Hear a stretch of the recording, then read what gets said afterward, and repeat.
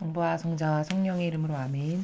하늘을 우러러 사랑할 하느님 아버지 뜻 안에서 스승이신 예수님과 도움이신 성령님과 사랑할 성모님과 성녀의 아버지와 성미카엘 대천사와 하늘의 모든 거룩한 천사들과 성인들의 정구를 청하며 기도드립니다. 사랑할 아버지, 오늘도 온 인류가 아버지께 드렸던 많은 미사와 예물들과 그들의 고통과 희생들과 기도와 갈망, 그리고 아버지께 드렸던 모든 사랑들, 저희 사명이, 그리고 저희 십자가 사도직이, 저희 제자들이 예수님과 머니나 되신 성심을 통해 하나도 손실됨 없이 아버지께 오롯이 다 봉헌드립니다. 아버지 너그러이 받아주시옵소서. 또한 이제 마지막 시대에 점점 그 얼마 남지 않은 성화의 시대가 도래할 이 마지막 시대에 하느님 아버지께서 이 나라에 살아가는 모든 국민들을 불쌍하고 가여이 여겨주시어 그들의 사고방식과 정신과 마음을 움켜쥐고 있는 그 자아라고 하는 악의 세력을 똑바로 깨닫고 분별하고 바라볼 수 있는 객관화의 눈을 열어주시고 주님의 거룩하신 진리의 빛으로 이 나라뿐만 아니라 전 인류에 살아가는 아버지의 자녀들에게 따라야 될 기준과 가치 질서가 무엇인지를 깨닫게 하시어 주님의 거룩하신 진리의 신적인 질서가 대한민국과 온 인류를 다스려 주시옵기를 간절한 갈망으로 청원드립니다. 이 모든 기도 우리 주 그리스도를 통하여 비나이다. 아멘. 성부와 성자와 성령의 이름으로 아멘. 안녕하십니까. 하나님의 뜻 선교수도의 윤피아수녀입니다. 오늘도 아버지께서 주신 독서와 복음 말씀을 통해서 하느님의 나라의 그 질서, 신적인 질서와 그 아름다우신 빛으로 가득하신 주님의 진리를 함께 배워보도록 하겠습니다. 2020년 1월 26일 연중 제3주일입니다. 일독서 이사야서 8장 23절에서 9장 3절까지의 말씀입니다. 옛날에는 즈불룬 땅과 납달리 땅이 천대를 받았으나 앞으로는 바다로 가는 길과 요르단 건너편과 이민족들의 지역이 영화롭게 되리이다. 어둠 속을 걷던 백성이 큰 빛을 봅니다.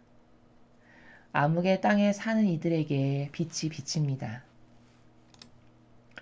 주님께서는 즐거움을 많게 하시고 기쁨을 크게 하십니다. 사람들이 주님 앞에서 기뻐합니다. 수확할 때 기뻐하듯 전리품을 나눌 때 즐거워하듯. 정녕 주님께서는 그들이 짊어진 멍에와 어깨에 맨 장대와 부역감독관의 몽둥이를 미디안을 치신 그날처럼 부수십니다. 주님의 말씀입니다. 하느님 감사합니다. 오늘 일독서는 이사야서의 말씀을 지금 우리가 보고 있습니다. 이 이사야서의 전반적인 내용에 지금 이 8장에서 9장에 걸쳐서 이야기하고 있는 이 나라의 관점은 바로 이겁니다. 수많은 억압, 인간의 뜻이 조작하여 만든 제도와 전통이라고 하는 수많은 억압에 그 창살 없는 감옥에 갇혀 살았던 주님의 백성이, 그 불쌍한 백성들이 이제 주님이 거룩하신 빛으로서 따라야 될 유일무이한 절대성과 유일성을 지니신 그 가치의 기준에 잣대이신 진리를 가지고 신적인 질서, 아버지의 뜻이라고 하는 그 거룩하신 아버지의 뜻을 가지고 그 빛으로서 세상에 오셨습니다. 그리고 그 빛으로서 이제 온 인류를 다스리시고 온 인류를 멍에로서 짊어지게 했던 그 보이지 않는 전체의 주위의 감옥을 다 부수실 것이다. 이것이 오늘 우리가 이사야서 8장에서 9절에 걸쳐서 보아야 될 지금 우리에게 들려주고 있는 이 말씀의 관점을 요약 정리해서 말씀드리면 그렇습니다. 하나하나 개념의 나라로 들어가서 설명을 드리면 23절에 지금 이렇게 이야기하고 있습니다. 옛날에는 즈불룬 땅과 납달리 땅이 천대를 받았으나 앞으로는 바다로 가는 길과 요르단 건너편과 이민족들의 지역이 영화롭게 되리다. 자, 여러분, 이민족들의 지역이 이미 영화롭게 되었습니다. 우리나라를 보십시오. 우리나라에까지 복음이, 이 동방의 작은 나라에까지 복음이 선포돼서 지금 우리나라가 이렇게 신자들이 많아지는, 예수님의 말씀을 믿는 사람들이 이렇게 많아지는 영화를 누리게 되었죠. 그러니까 이미 이 말씀이 이루어진 겁니다. 그런데 아직 다 완벽하게 완성은 되지 않은 상태. 제가 과거에 이사야서를 설명드릴 때도 이 나라의 관점에서 말씀드렸습니다. 성경은 인간적인 관점으로 잘못 이해하면 이건 끝났네. 이렇게 단절시켜가지고 딱딱딱딱 잘라버려가지고 이해하기가 십상입니다. 그러나 아버지의 성경의 원리는 반복적이요 영속적이라는 그런 특징을 갖고 있습니다. 그리고 그 시대에 국한해서만 봐야 되는 것이 아니라 성경을 올바르게 바라보는 관점은 뭐냐면 같은 상황과 같은 환경에 똑같은 구조를 가지고 있다. 그럼 그것이 똑같이 반복적으로 일어난다. 즉 그때 맺었던 열매의 결과를 이때도 똑같이 반복적으로 맺게 될 수밖에 없는 것이 정해진 이치다. 이런 예지의 나라의 관점에서 성경을 보는 것이 거시적 나라에서 올바르게 보는 방법이다라고 이미 말씀드렸습니다. 그래서 23절은 이미 이루어졌어요. 그러나 아직 완성은 이루어지지 않았다라는 것을 이 후미에 이제 또 말씀을 드리겠습니다. 자, 예수님께서는 이스라엘에만 오셨죠. 그쵸? 이스라엘이라는 지방에만 오셨습니다. 그러니까 영적인 것은 이렇게 인간적인 것과 다르다라는 걸 제가 또 지금 추가로 설명을 드리면요. 이스라엘이라는 그 한 지역에 국한해서 오셨어요. 근데 영적인 것은 자연법적인 인간적인 그 한계성과는 어떻게 얼만큼 다르냐면 한 지역에 오셨지만 예수님께서 본질적으로 봤을 때는 그 한 지역에 국한된 인성으로 오셨지만 본질의 나라에서는 마치 이 지역에 오셨지만 그 본질이 매개체로서 전 인류에게 그 순간 빛이 다 퍼져나가는 것과 같은 바로 이런 겁니다. 영적인 원리에서는. 그러니까 인간적인 이론적인 한계에서는 요 지역만 오셨어. 예루살렘만 복받았네. 이스라엘만 복받았네. 이렇게 보지만 사실 이 지역에 오셨다라는 것은 본질의 나라에서는 그분의 신성이 전 인류를 지금 지상에 오셨다라는 그 사실이 무엇을 말하는 거냐면 그분의 인성이 전 인류를 지금 스캔하듯이 스쳐 지나가고 있는 것이다. 그분의 빛으로. 그러니까 이미 인류에게 온 것과 똑같다. 라는 것을 제가 지금 말씀을 드리는 겁니다. 그런 한계적인 사고방식의 이해의 틀을 벗어나야 된다는 것을 말씀드렸습니다. 그러니까 23절은 이미 지금 시대에는 이루어졌다. 이사야 예언자가 활동하던 시대는 저것이 이루어지지 않았죠. 예수님이 오시기도 약 700여 년 전에 예언을 했던 사람이기 때문에 저건 미래에 일어날 일을 이야기한 거예요. 이사야 예언자 입장에서는. 자, 근데 현대를 살아가는 우리 입장에서는 이미 23절은 이루어졌죠. 그러니까 여길 통해서는 또 어떤 것도 바라볼 수 있냐? 아버지 말씀은 진짜 이렇게 반드시 이루어지지 않고 돌아오는 예가 하나도 없구나. 이걸 또 확증하게 되는 겁니다. 동시에. 그래서 보지도 않고 뵙지도 않았던 예수님의 사명을 이사야 예언자는 마치 본 사람보다 더 상세하게 기술하고 있죠. 그런 것들을 봤을 때 하느님의 도구로서 지금 이 예언자를 통해서 사실은 아버지의 영께서 말씀하시는 건데 하느님의 도구로서 그냥 쓰임 받은 거죠. 하느님은 그렇게 알파요 오메가로서 전 인류의 시작부터 마침에 이르기까지 이 범주를 아우르시는 통치자이시다 보니까 이미 2020년에, 2030년에, 2040년에 무슨 일이 일어나실 것을 다 아세요. 그것을 적합한 시대에 점지하신 예언자를 통해서 딱딱 말씀을 주시는 거죠. 그리고 예지가 있는 사람은 그 말씀이 이루어지는 그 과정과 루트와 프로세스를 보면서 하느님은 진짜 계시구나. 이렇게 지식으로만으로도 하느님이 살아계시다라는 것을 얼마든지 믿음으로 가질 수 있고 확증할 수 있는 이렇게 하느님을 입증할 수 있는 방법은 굉장히 다양하고 많은 겁니다. 그리고 또한 예수님이 이 세상에 이스라엘에만 오셨지만 그것은 그분의 본성, 즉 인성만이 그 나라에 오셨지만 그분의 신성은 사실 그 이스라엘에 오셨다는 것 자체가 온 인류에게 그분의 신성은 이미 다 그 빛이 미친다는 것. 스캔하듯이 그분의 빛이 그분의 신성의 빛이 다 스쳐 지나간 상태라는 것을 또한 말씀을 드립니다. 자, 그리고 여기서 오늘 좀 개념적으로 우리가 알아야 될 것은 옛날에는 즈불룬 땅과 납달리 땅이 천대를 받았으나 왜 즈불룬 땅과 납달리 땅이 천대를 받았는가? 자, 이게 역사적으로 무슨 말인가 제가 조사를 해봤어요. 그랬더니 저 즈불룬과 납달리 땅이라는 곳이 예로부터 전쟁이 끊이지 않던 곳이라고 합니다. 그래서 갈릴레아 땅이라고도 불리는 곳이에요. 저 두 군이. 저기 지금 나오는 즈불룬과 납달리 땅이라는 곳이 갈릴레아 땅이라고도 잘 알려져 있는 곳입니다.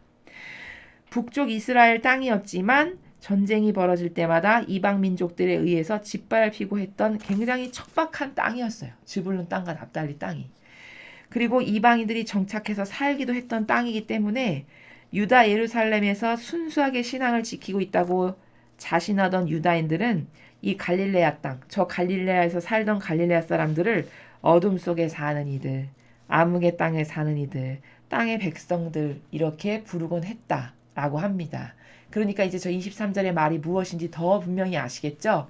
왜 천대를 받았으나라고 이야기하시는지 이토록 척박하고 전쟁도 많고 이민족들이 가서 살기도 하고 이렇게 버려진 땅과 같은 그런 곳이었던 거예요. 지금의 갈릴레아라고 우리가 부르는 곳이 바로 저 곳인데 그렇게 즈불룬 땅과 납달리 땅이 천대를 받았지만 앞으로는 바다로 가는 길 요르단 건너편과 이민족들의 지역이 오히려 영화롭게 될 거다. 어둠 속을 걷던 백성이 큰 빛을 봅니다. 암흑의 땅에 사는 이들에게 빛이 비칩니다. 자, 어둠 속을 걷던 백성이라는 것은 굉장히 다중적 의미를 포함하고 있습니다. 암흑의 땅에 사는 이들이라는 것도 굉장히 많은 다중적 의미를 포함한 나라예요. 어둠 속을 걷던 백성은 바리새인의 율법학자를 제외한 그 시대의 모든 이스라엘 백성이 어둠 속을 걷던 백성입니다. 그렇죠? 어떤 권한이 있거나 힘이 있지 않고 그저 바리새인 율법학자들이 정해놓은 율법의 테두리에 갇혀서 하라면 하고 억압하면 억압 당할 수밖에 없었던 이렇게 그 인간의 통치에 의해서 어둠에 갇혀서 살았던 백성들. 그 백성들이 드디어 큰 빛을 보게 된 거죠. 저 큰 빛이 누굴까요? 예수 그리스도를 말씀하시는 것이죠. 예수 그리스도가 이스라엘에 오셨잖아요.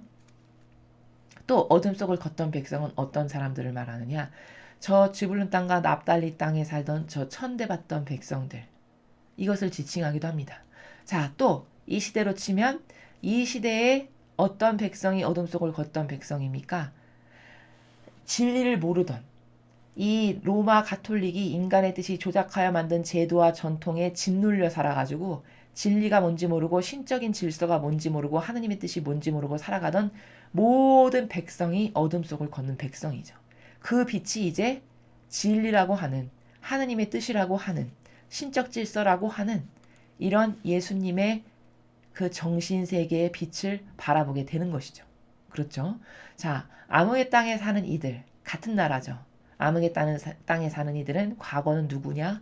바리새인 율법학자를 제외한 모든 이가 어떤 기득권적인 권한도 갖고 있지 않았던 모든 제도와 전통에 눌려서 살 수밖에 없었던 이스라엘 백성이 다 암흑의 땅에 사는 이들이었죠. 또 지역으로 따지면 저렇게 천대받고 멸시받았던 즈불룬 땅과 납달리 땅에 사는 이들이 다 암흑의 땅에 사는 이들이죠.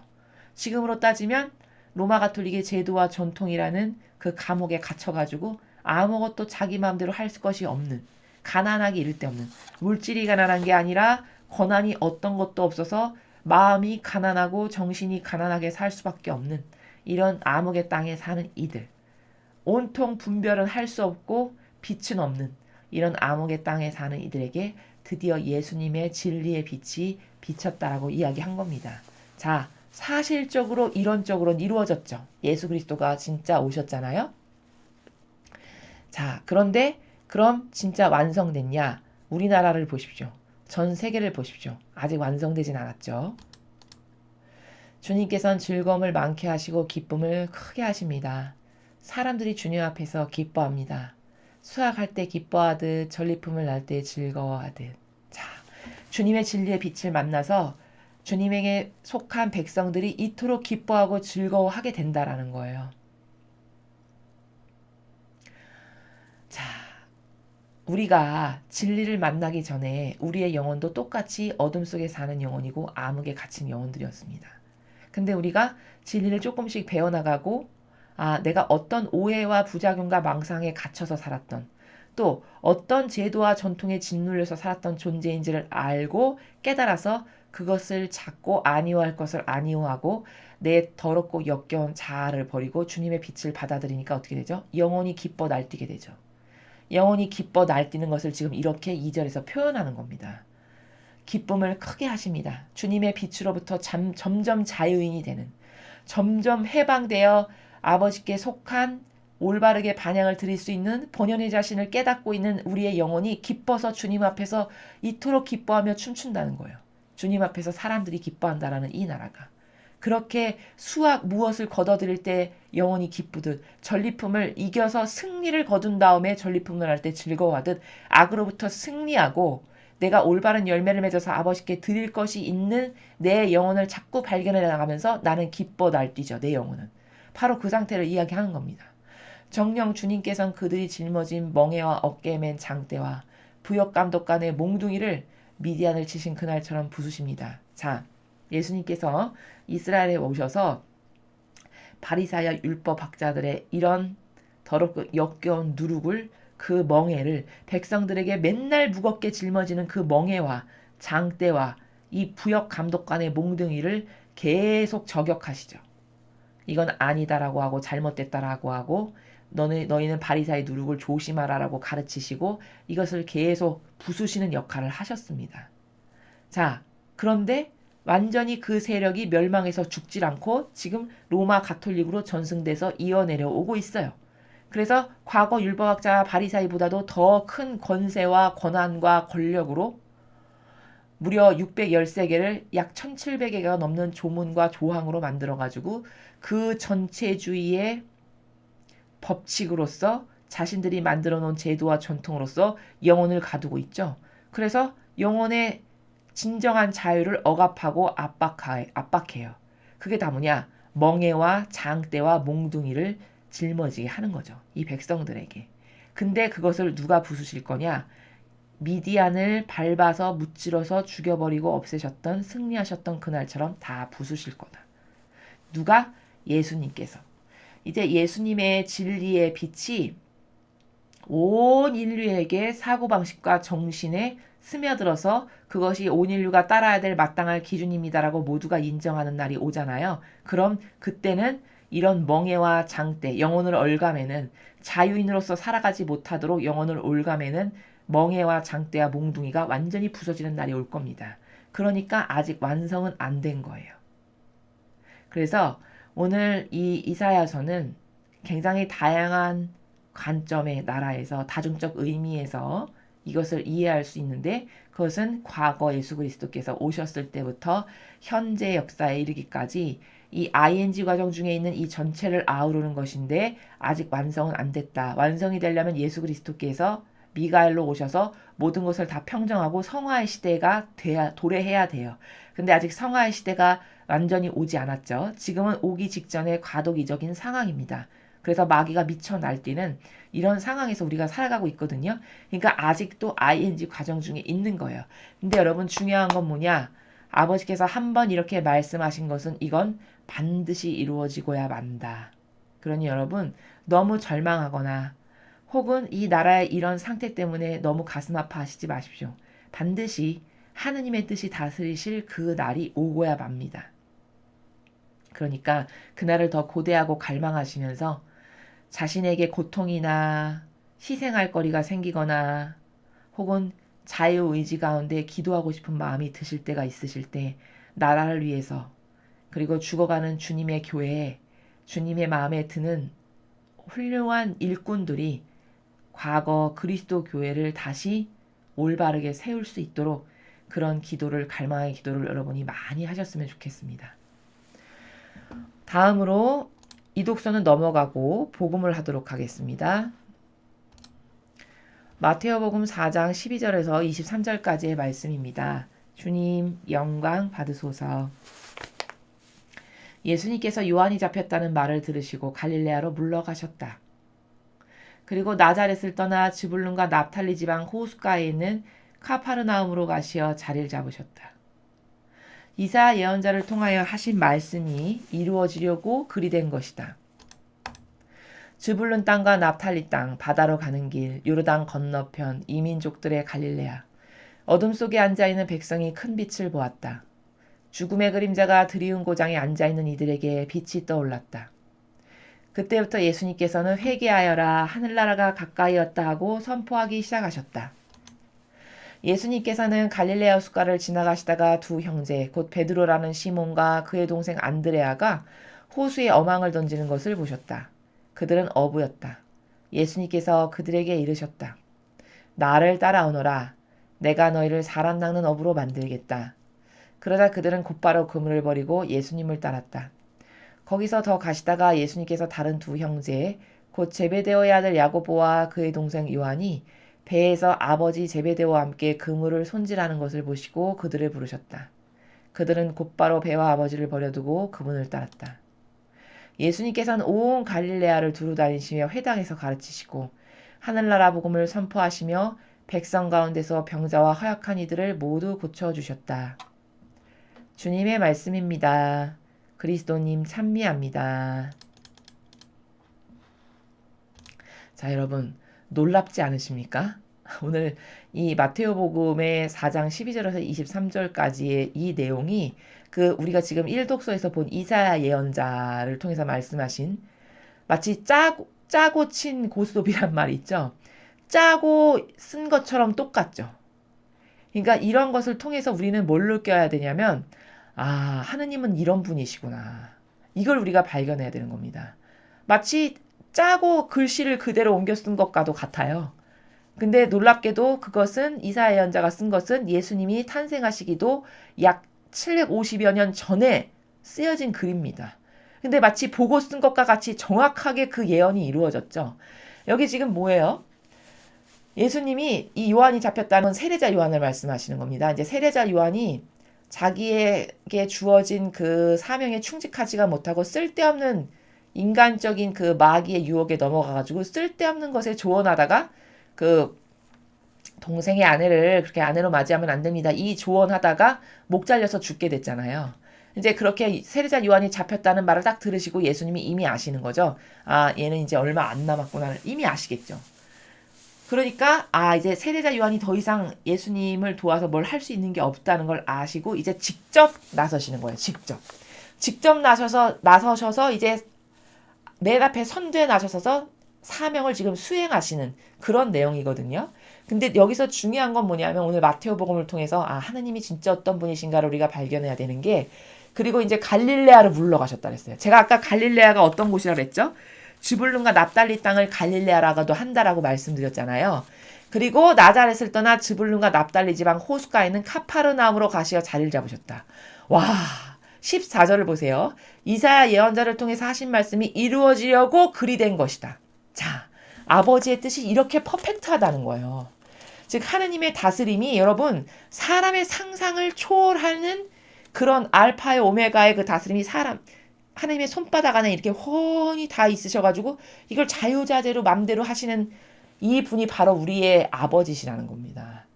그러니까 이사야 예언자를 통해서 아까 말씀하신 무려 700여 년 전에 있었던 하신 말씀을 이루시는데 어떻게 완벽하게 이루시느냐? 진짜 예수 그리스도께서 그 즈불룬과 납달리 호숫가 지방으로 가시잖아요. 복음 선포하러. 근데 이 예수님이 여기를 왜 가셨는지까지도 이유를 말씀하시죠. 그게 왜냐? 이사야 예언자를 통해서 700여 년 전에 예언하신 말씀이 반드시 이루어지게 하셔야 되니까 이런 일이 있는 거다. 이렇게 말씀하시는 겁니다. 여러분, 하느님이 이런 분이신 거예요. 어떻게 이런 분에게 속일 것이 있겠으며 어떻게 이런 분이 보지 못하시는 것이 있겠으며 마음의 그림자의 그늘에 이 머리카락 수까지도 세우시는 분이시라는 걸 이제 여러분 아시겠죠? 그게 하느님 아버지의 눈동자 아래에서 다 대낮같이 보여지는 일이라는 것을 오늘 마테오복음을 통해서 하느님은 이런 분이시구나.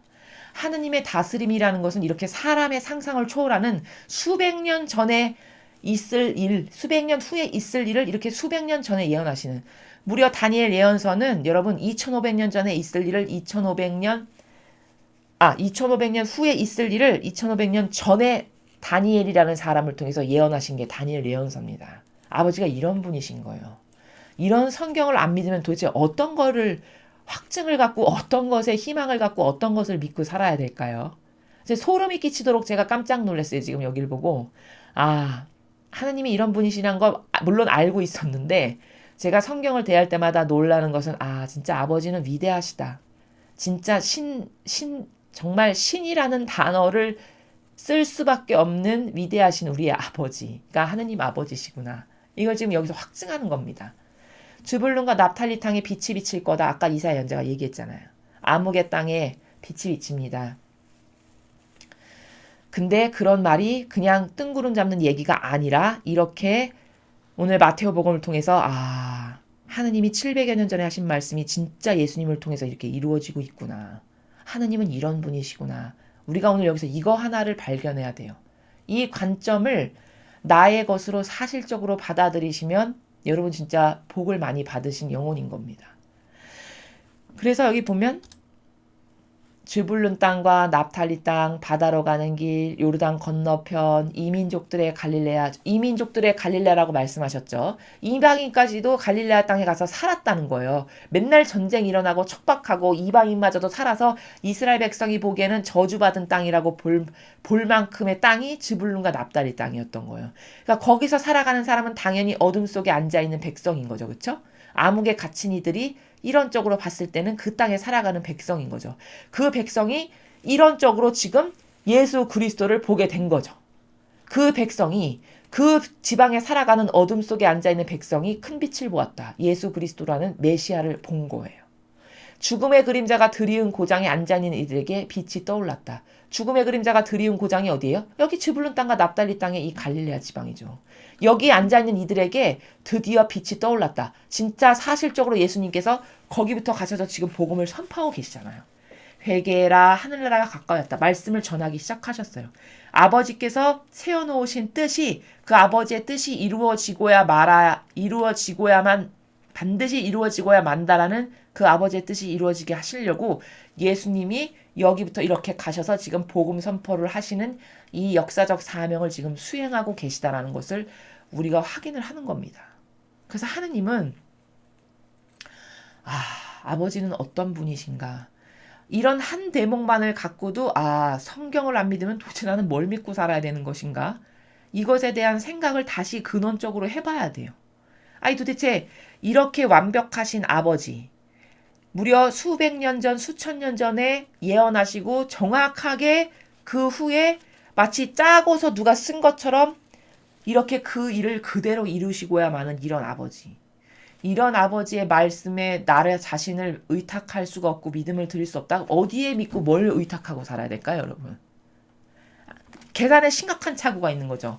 유일하게 믿을 수 있는 건 이것밖에 없는 거예요. 그러니까 이 진리, 이 아버지, 하느님의 다스림, 하느님의 뜻, 이 예수 그리스도의 가르침, 이것밖에는 유일무이하게 믿을 수 없다는 게 여기 지금 입증이 되고 있죠. 우리가 지금 눈으로 확인하고 있잖아요. 그렇죠?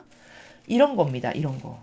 그러니까 무신론자나 그 성경을 왜 믿어? 무슨 이솝우화에 나오는 이야기와 같은 것을 요즘 세상에 누가 과학이 발달한 시대에 이런 걸 믿어? 이렇게 생각하는 시대착오적인 것을 마치 믿는 사람인 것처럼 신앙인을 이렇게 생각하시는 분들이 계시다면 혹시라도 오늘 이 강의를 들으신다면 자신이야말로 얼마나 시대착오적인 인간인가, 자신이 되게 똑똑하고 굉장히 지성적이고 이성적인 존재라고 생각하고 살아가잖아요. 제가 누누이 말씀드리지만 인간처럼 모순 덩어리고 앞뒤가 다르고 겉과 속이 다른 역겨운 존재는 아무 곳에도 없습니다. 차라리 저희 수도원에서 기르는 강아지가 더 순수하고 깨끗해요. 속과 겉이 다르지 않고 주인에게 충성하고 맹종할 줄 알고요. 한결같고 주인을 주인으로 알아보는 차라리 이런 강아지가 더 낫다는 것을 이게 진짜 사실적 인간의 본적이라는 것을 여러분 깨달아야 됩니다. 그래서 오늘 우리는 이 복음을 통해서 하느님은 이런 분이시구나. 이렇게 말씀하시고서는 반드시 이루시고야 마시는 이런 위대하신 하느님이시구나. 그래서 예수님이 아버지의 말씀이 이루어지게 하시려고 여기부터 이렇게 가신 거예요. 그래서 회개하여라 하늘나라가 왔다 이렇게 복음 선포를 하기 시작하셨어요. 그리고 이제 후미는 이제 제자들을 뽑으시는 내용이죠. 제자들을 뽑으시는 내용에서는 제가 이 앞에서 많은 강의에서 어떤 중요점, 이게 어떤 중요한 관점으로 보아야 하는지를 많이 포인트를 잡아서 말씀을 드렸기 때문에 그냥 간단하게 요약 정리를 하면 이렇게 어떤 사람을 제자로 뽑으셨는가 예수님께서 이렇게 어부, 사람으로 봤을 때는 배운 것 없고 무식하다라고 이야기할 수밖에 없는 이런 어부, 열성당원, 혁명당원 이런 사람들을 지금 뽑으시는 거를 볼 수 있어요. 그리고 무슨 뭐 지식 테스트를 했거나 시험을 봤냐 이런 게 아니죠. 그렇죠? 근성을 보고 뽑으셨어요. 순전히. 어떤 근성, 얼마나 강할 수 있는가.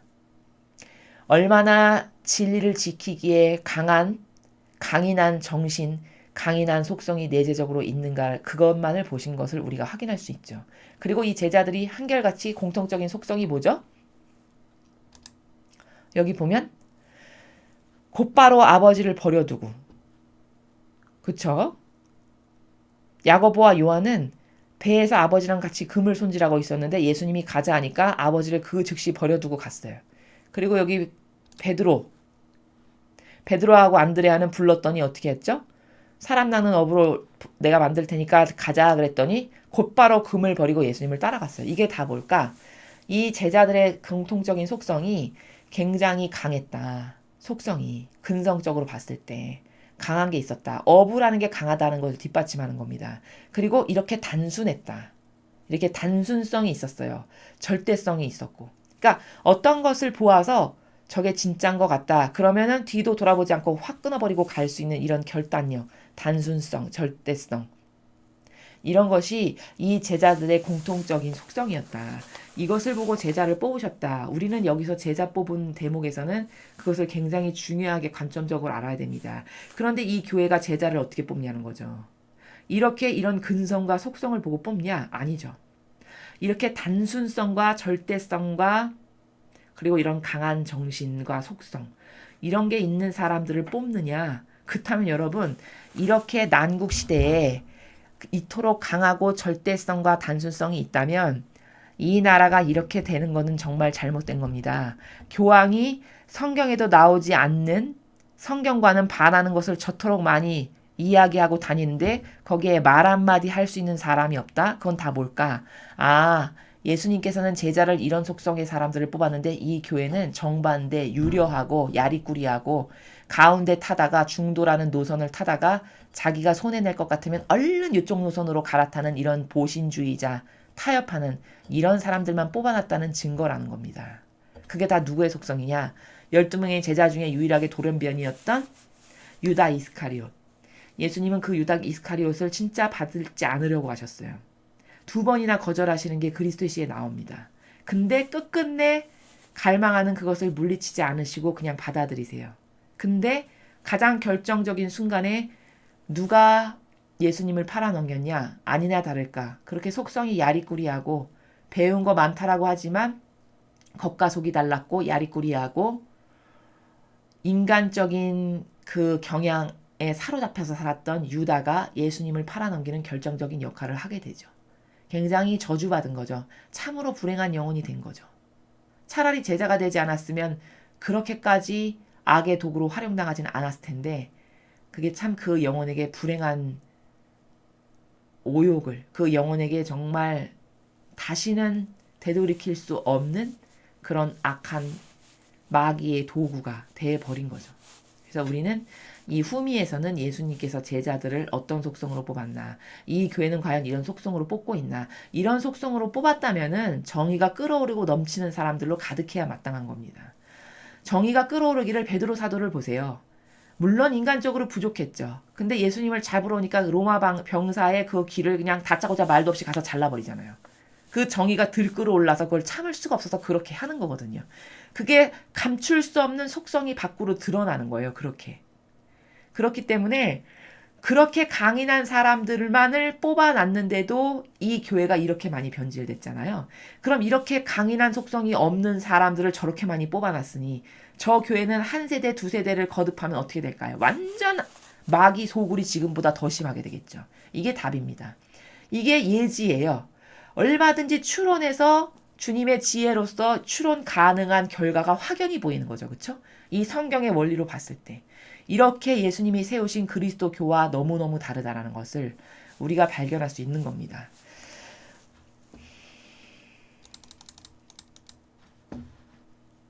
자, 그래서 오늘 우리는 1독서와 2독서는 그냥 넘어가고 복음을 통해서 뭘 배웠냐면 1독서를 통해서는 이 어둠으로 가득한 세상에 예수님께서 이제 빛으로 오셨구나. 그리고 아직 완성은 안 됐지만 완성 과정 중에 ing 중에 있구나 라는 것을 우리가 이사야 예언자를 통해서 확인을 했죠. 근데 놀랍도록 무서운 건 뭐냐? 진짜 750년 후에 예수님이 오셨는데 이사야 예언자하고 마치 짜고 그렇게 한 것처럼 즈불룬 땅과 납달리 땅, 갈릴레아라고 하는 그 지방, 저주받았다라고 모든 사람들이 척박하다라고 해서 불쌍히 여기는 그 어둠으로 가득한 땅부터 가시는 걸 볼 수 있습니다. 그건 뭐냐? 아버지 뜻이 이루어지고야 만다는 확증적 증거예요. 하느님은 그렇게 한 번 말씀하신 것을 반드시 그렇게 이루시고야 마는 분이시다. 그분의 다스림은 얼마나 위대하냐면 수백 년과 수천 년을 왔다 갔다 하시는데 왜냐? 손바닥 안에서 다 보고 계신 거거든요. 시공을 초월하신 분이니까. 그러니까 이 알파부터 오메가의 끝의 범주를 다 아시는 거예요. 그래서 그 알파부터 오메가의 모든 범주가 손바닥 안에 다 있으신 거죠. 그리고 2050년, 2100년에 있을 일도 이미 천지창조 때 그때부터도 다 아시는 그런 분이 우리 아버지시라는 겁니다. 이런 하느님을 안 믿는다는 것은 여기 정신이 좀 심하게 착란이 지금 일어난 상태다. 아니 그토록 자신의 육에 이익이 되는 것은 양잿물이라도 퍼마실 것처럼 계산에 약삭 빠른 인간의 수준이 인간의 지력이 이렇게 자신의 영혼에게 유익이 어떤 것이 될는지도 판단이 불가능해가지고 이런 성경 이런 하느님의 말씀을 믿지 않는다? 이것은 계산기가 나는 진짜 심각하게 지금 고장났구나. 어디가 정신에 착란이 일어난 나는 정신병자구나. 이것을 알아야 된다. 인정해야 되는 게 정직한 자신을 인식하는 것이다. 라는 것을 여러분에게 말씀드립니다. 그래서 오늘의 말씀을 통해서 여러분께서 하느님이 어떤 분이신가, 아버지는 진짜 이렇게 위대하신 모든 다스림의 근원이고 주인이시고 사람의 마음속 그림자까지도 보신다는 건 이루 말할 필요 없이 당연한 이렇게 수백 년을 아우르고 수천 년을 아우르시는 분이시니 당연하죠. 마음의 그림자, 속 생각까지 머리카락 수까지도 아신다는 그분께 나는 과연 어떻게 정직한 영혼이 될 건가? 나는 그런 위대하신 아버지께 어떤 사랑을 좀 드릴 건가? 이런 우리 자신에 대해서 객관화를 가지고 살펴보는 그런 오늘 하루가 되었으면 좋겠습니다. 이상으로 2020년 1월 26일 연중 제3주일 복음해설을 마치겠습니다. 감사합니다.